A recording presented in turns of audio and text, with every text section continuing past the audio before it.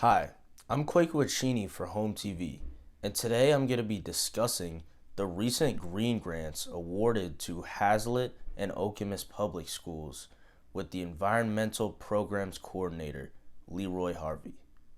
You be able to just introduce yourself and kind of like what your role is as the Environmental Programs Coordinator. Sure, thanks. Yeah, I've been with the township for about 12 years. I started as a contractor, actually, doing recycling projects primarily, and that grew into energy. And now I do a variety of environmental programs with the township. Um, but I've been in environmental related fields for over 40 years. Started in at Michigan State in college doing, I worked with Michigan United Conservation Club and Public Interest Research Group and just doing a variety of environmental types of things. And I did an Uh, internship, kind of like you're doing right now. And yeah, that was a great way to get my foot in the door, so to speak. yeah. So you've definitely been around the block. You've had a lot of experience. Um, Just enough to be so not just enough to be dangerous. But I learned new things like we transfer. Hey, yeah, it who'd have definitely thought takes a lot of time. who would have thunk an old guy could learn new tricks, but it happens every day. Yeah, it certainly does.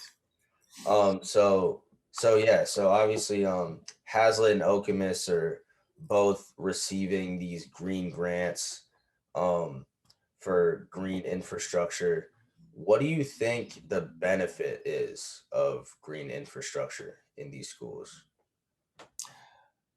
Well, maybe I could just back up a little bit and uh, I'm still learning how to share my screen, but do you mind if I share a few slides? Yeah, for sure. Okay, first of all, green infrastructure is just sort of a high-tech term for Mother Nature, but plants and systems that kind of mimic, sometimes intentionally designed systems that mimic natural processes. And this slide was shown last week at our Environmental Commission meeting. Um, but there's a variety of benefits to using nature um, rather than gray infrastructure like pipes and pumps and things like that. If we can absorb the water right on site, it can reduce the amount of water that just flows into our river.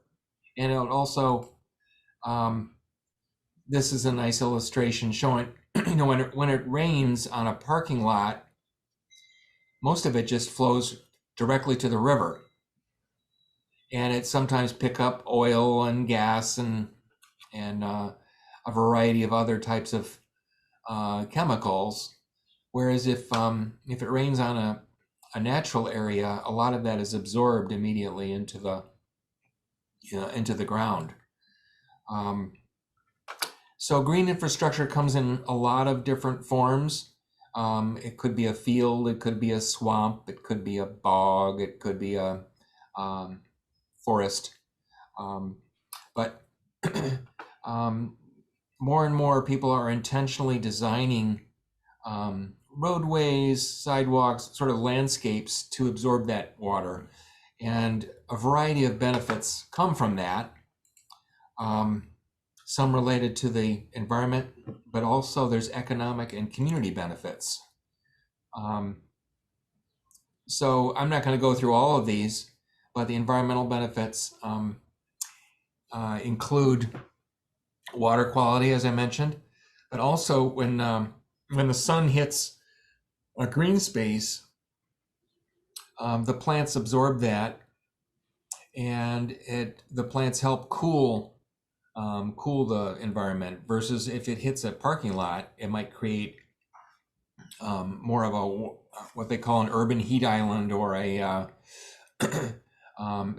causes a need for more air conditioning, for example.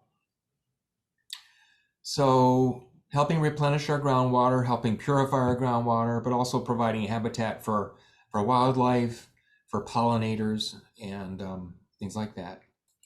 So those are some of the environmental benefits, but also people like to be in the green space. So um, it creates more of a pedestrian friendly, livable community that can also have economic benefits of improving property values. And in this case, with the school grant, there are some educational values that we're approaching. So children getting a chance to be in a green space gives them kind of a great way to learn about nature outdoors. Um, there's other benefits to being outside.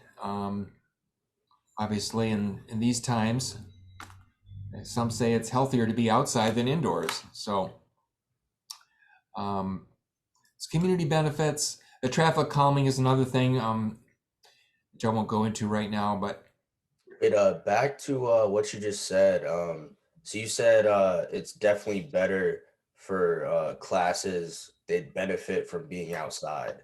I know I saw that Haslett Middle School is planning to have the outdoor classroom. yeah, What yeah. benefits do you think this could have on the environment?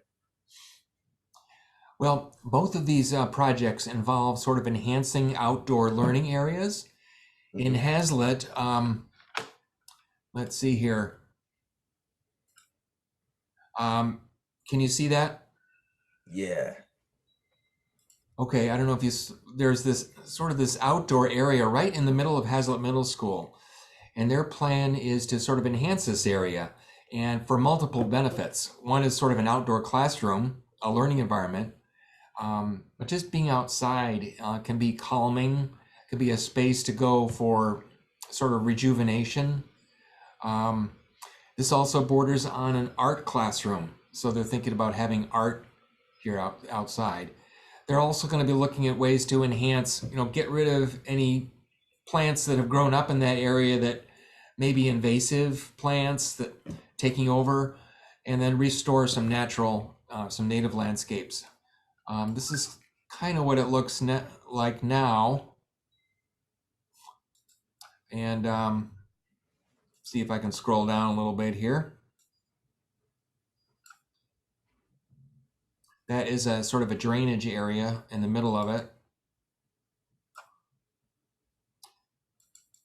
So there's all kinds of possibilities. They've included money in the budget for planting, maybe um, creating sort of places for people to sit down, for people to gather, congregate, to actually have some outdoor learning experiences. And similarly, the Montessori Radmore in Okemos is going to be restoring sort of a nature trail and a hoop house or a garden that the students use to kind of learn about planting.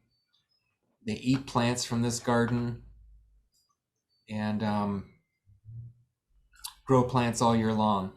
So I'm not sure that answered your question, but there's a lot of opportunities. And one of the key things is just kind of learning by doing. So one of our criteria for this project was to just encourage student involvement in the planning and design and encourage sort of creative leadership skills as well. So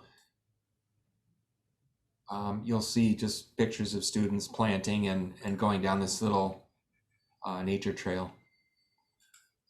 But did I answer your question, or were there some angles of that you wanted me to touch on a little bit more? Yeah, you cleared that up. So for as far as when it's gonna be finished in the plans, is this currently being worked on, or is there a future date that this is targeted to be started worked on, or? Yeah, most of these two projects are underway. The student involvement um, has started, but it's been kind of marginal due to COVID. Hmm. So we're hoping that the students will be more involved this spring, and then we'd like all the projects to be completed this year. Some of them will still be active in the fall, and hopefully these will be long-lasting projects with a kind of a long-term impact. So it's not just this year students, but next year students and teachers as well. So you said it's supposed to be finished in the fall? Yeah, hopefully most projects will be complete by the end of the summer, but there'll be the opportunity to involve more students in the fall when students come back. So depending on how much interaction can occur this spring, that'll sort of dictate how much more work has to happen in the fall. But ideally, we'd like to see these projects going forward over the summer as well. And we know that's a challenge, but um, there's opportunities there too that you wouldn't have necessarily during the school year. I mean, that's a good time for growing and planting and composting and mulching and things like that. Yeah, and I know that there's there's a little bit more room in the budget to do even more. So, do you think is there anything else in the plans or that you're thinking about that you would start working on after the outdoor classroom project is finished? Well, we have a committee from members of our environmental commission will be discussing the specifics of this. Mm-hmm. But our hope is to sort of track the progress on these projects. And if there's some major cost overruns, um, those might compete with other projects that come forward. We were disappointed that Okemos High School backed out, but their initial project was more expensive than they had thought. But if they come back to us and say we've scaled this back a bit, we still want to do something, we would like to entertain that as well. Whether we go beyond um, the three projects that have been explored is another question.